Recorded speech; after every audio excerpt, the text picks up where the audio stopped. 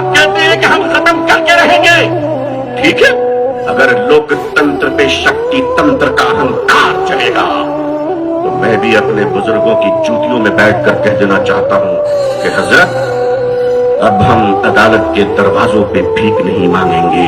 अब ये कह देंगे कि अगर संसद तुम्हारी है तो सड़क हमारी है।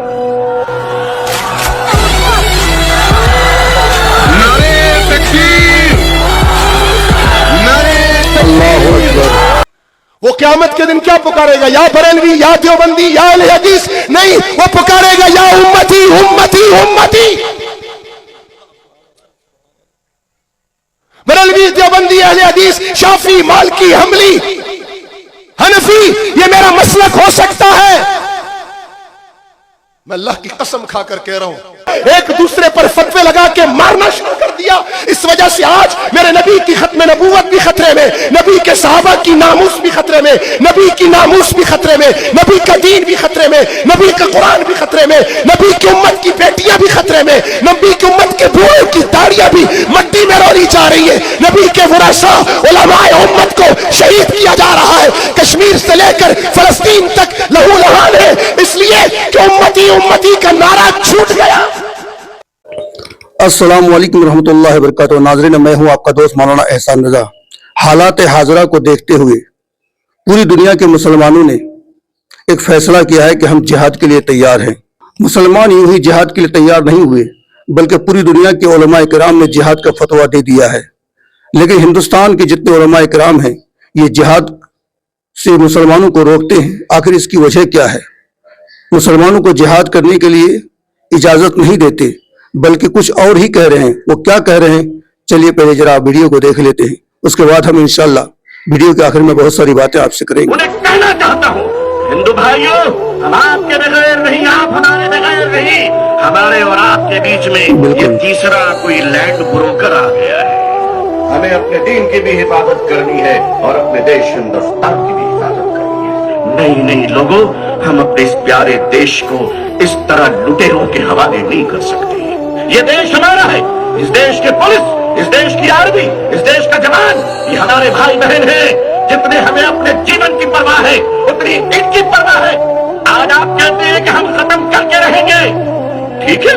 अगर लोकतंत्र पे शक्ति तंत्र का अहंकार चलेगा तो मैं भी अपने बुजुर्गों की जूतियों में बैठकर कह देना चाहता हूं कि हजरत, अब हम अदालत के दरवाजों पे भीख नहीं मांगेंगे।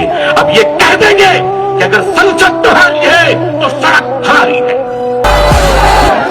अल्लाहु अकबर, लेकिन अल्लाहु अकबर। सड़क पर चलेगा तो एक दिन का नहीं चलना चाहिए, किसी बस पे पत्थर नहीं चलना चाहिए। संविधान के अंदर, लोकतंत्र के अंदर अपनी आवाज को बुलंद करना है और इस देश के हिंदू भाइयों को भी प्रेम से अपने गले लगाकर अपनी बात रखकर इंसाफ की लड़ाई लड़नी है। ये देश किसी एक जाति और धर्म का नहीं है, हम सब मिलकर हैं और मिलकर रहेंगे इंशाअल्लाह। ऐ मेरे देश के हिंदू भाइयों, जिस गंगा के पवित्र जल से तुम स्नान कर कर पूजा करते हो, उसी पवित्र जल से हम भी वजू बनाकर मस्जिदों में नमाज पढ़ते हैं। खुश रहिए, आबाद रहिए। अल्लाह। आज उस नबी की उम्मत का एक फर्द वो मिस्र के बॉर्डर पर खंबे पे चढ़कर अहले मिस्र को मुखातिब करके ज़िमनन 1.5 अरब उम्मत को मुखातिब करके कह रहा है, जालिमों, अगर असले से, अगर दवाइयों से मदद नहीं कर सकते, उस नबी के मानने वाले हो जिसने ऊंट की भूख बर्दाश्त नहीं की थी, जिसने ऊंट पर जुल्म बर्दाश्त नहीं किया था, मैं उस नबी का उम्मती तुमसे अपने लिए नहीं, अपने भाई के लिए रोटी के लुकमे की भीख मांग रहा हूं। जिस चेहरे से सूरज ने रोशनी पाई, जिस चेहरे से चांद ने नूर पाया, जिस चेहरे से कायनात मुनव्वर हुई, जिस चेहरे को सिदरतुल मुंतहा की बुलंदियां मिली, क्या वो चेहरा, उस मुबारक चेहरे में कड़ियां नहीं गड़ी? उन मुबारक दांतों को शहीद नहीं किया गया? क्या उस मुबारक पेट पे पत्थर नहीं बंधे? क्या उस पर ओजड़ियां नहीं डाली गई? वो क़यामत के दिन क्या पुकारेगा? या बरेलवी, या देवबंदी, या अहले हदीस नहीं, वो पुकारेगा या उम्मती उम्मती उम्मती। बरेलवी, देवबंदी, अहले हदीस, शाफी, मालिकी, हम्बली, हनफी, ये मेरा मसलक हो सकता है। मैं अल्लाह की कसम खाकर कह रहा हूं, अबू हनीफा, इमाम अहमद बिन हम्बल, इमाम मालिक, इमाम शाफी अपनी इल्मी खिदमत की बुनियाद पर उन्होंने मेरे रसूलुल्लाह की हर अदा को महफूज किया। उन्होंने तो इल्म के समंदरों में गोते लगाकर उम्मत के लिए इल्म के मोती चुने। उन्होंने अपने मेरे महबूब की हर अदा को महफूज किया ताकि उम्मत में हर अदा जिंदा रहे। तुमने अदाओं को जिंदा करने के बजाय एक दूसरे पर फतवे लगा के मारना शुरू कर दिया। इस वजह से आज मेरे नबी की खत्म नबूवत भी खतरे में, नबी के सहाबा की नामूस भी खतरे में, नबी की नामूस भी खतरे में, नबी का दीन भी खतरे में, नबी का कुरान भी खतरे में, नबी की उम्मत की बेटियां भी खतरे में, नबी की उम्मत के बूढ़ों की दाढ़ियां भी मिट्टी में रोली जा रही है। नबी के वरासा उलमाए उम्मत को शहीद किया जा रहा है। कश्मीर से लेकर फलस्तीन तक लहू लहान है, इसलिए कि उम्मती का नारा छूट गया। उन्होंने तो इल्म के मोती चुने, वो सब जन्नत में जाएंगे, और जिन्होंने उनके इल्म को बहाना बनाकर उम्मत को लड़ाया वो अपना ठिकाना सोचें कि कहां हो। आपके और मेरे इंतशार में कभी ये इंतशार जबान की शक्ल में, कभी कौमियत की शक्ल में, कभी सूबा परस्ती की शक्ल में, कभी फिरका परस्ती की शक्ल में। याद रखना, जो कौम जोग्राफिया और जबान को पसे पुश डालकर अल्लाह अजमत वाले को और रसूल इज्जत वाले को और कुरान अजमत वाली किताब को थामता है, अल्लाह उसके सदके उसे भी इज्जत दे देता है, उसकी कौम को भी दे देता है, उसकी जबान को भी दे देता है, उसकी बरादरी को भी दे देता है, उसके जोग्राफिया को। बेशक बेशक सच फरमाया आपने। बेशक हुक्मरानों पर यह फर्ज है कि जितनी उनकी इस्तात है उस इस्तात के मुताबिक वो अहले फलस्तीन का साथ दें और इसराइल का मुकाबला करें। आप जरा गौर तो करो, इसराइल क्या है?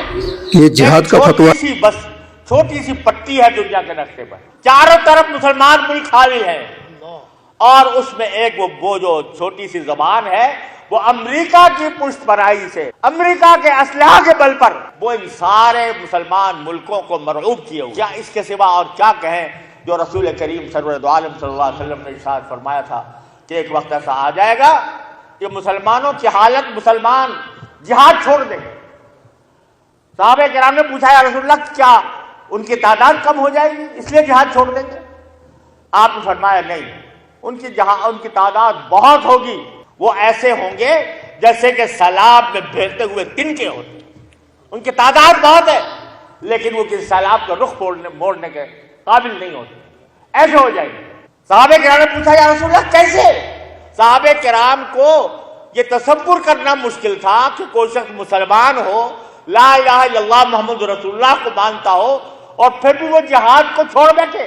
पूछा, या रसूलल्लाह ये क्यों होगा, कैसे होगा?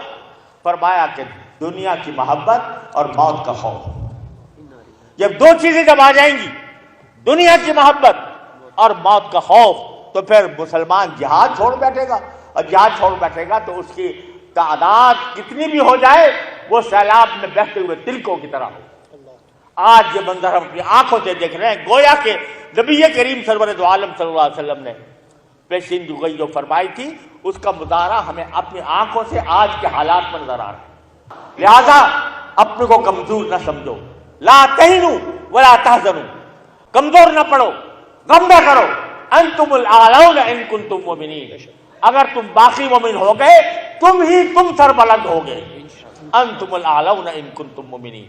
मुस्लिम हुक्मरानों को मुतनब्बे किया गया है कि आपके सर पर यह जिम्मेदारी आ गई है, पहले उसका इदराक था या नहीं था, अब इदराक हो जाना चाहिए और वो इस जिम्मेदारी को अदा करें।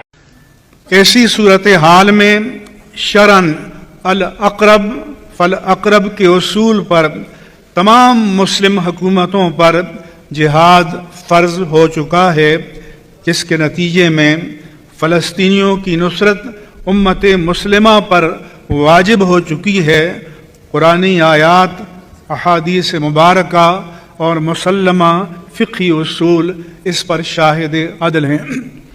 नाज़रीन किराम, वीडियो के आखिर में एक अहम खास बात मैं करना चाहूँगा। वो खास बात ये कि हमारे मुल्क हिंदुस्तान में अगर सरकार मुसलमानों के खिलाफ कोई कानून बनाती है तो मुसलमानों को ये हक है कि वो सड़कों पे खड़े होकर सरकार को ये मजबूर करे कि ये कानून आप वापस लें, लेकिन हमारी शरीयत ये इजाजत नहीं देती है कि एहतजाज करते वक्त, रैली निकालते वक्त, जुलूस निकालते वक्त किसी के मकानों को, किसी के दुकानों को, किसी की गाड़ियों को जला दें या किसी को तकलीफ दें या किसी इंसान को हम परेशानी में डालें। हमारी शरीयत ये इजाजत नहीं देती है। लेकिन अगर हमारे खिलाफ कोई कानून बनता है तो हमें एहतजाज करने का बिल्कुल पूरा हक है।